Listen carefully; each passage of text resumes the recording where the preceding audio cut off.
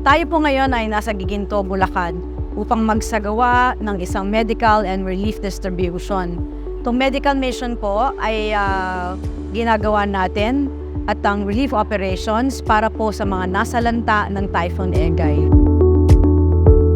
I think I'm most proud of the fact na this is a total volunteerism effort. Nakasama po natin yung mga empleyado ng Metro Pacific. Nag-expect po kami ng mga 300 people at ang turnover po din namin na mga relief efforts ay manggagaling sa mga grupo o kumpanya na nanggagaling sa MVP Group. Ito po ay adhikain at advocacy ng aming chairman na si MVP upang makatulong sa ating mga mamamayan. Ito po ay kasama sa mga gabay advocacies ni MVP at ito po ay under the gabay komunidad na efforts po namin ginagawa together po with Tulong Kapatid.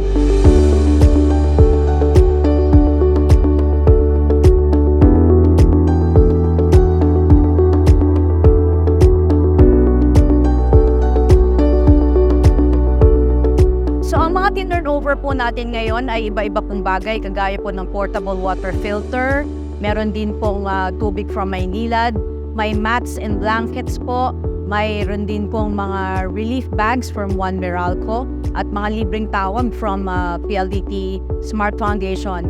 Andito po din kasama namin ang MWell na kung saan sila po ay nag-activate ng kanila pong mga doctors na ma-access nyo po 24/7.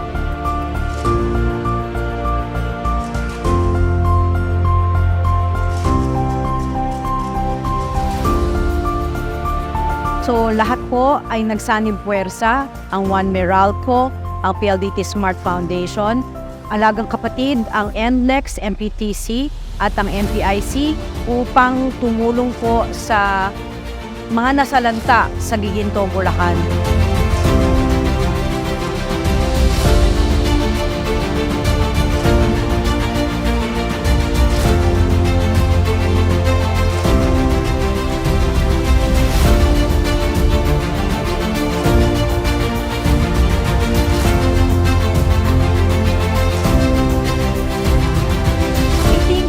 Culture na pagtulong na lahat po kayo nagsasama-sama, buong grupo.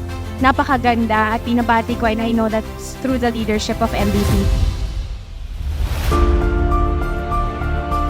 Siyempre kami naman po sa Metro Pacific Investments Foundation, we're always happy to support Tulong Kapatid and of course na makapagbigay din ng tulong sa mga iba't ibang area na nangangailangan po.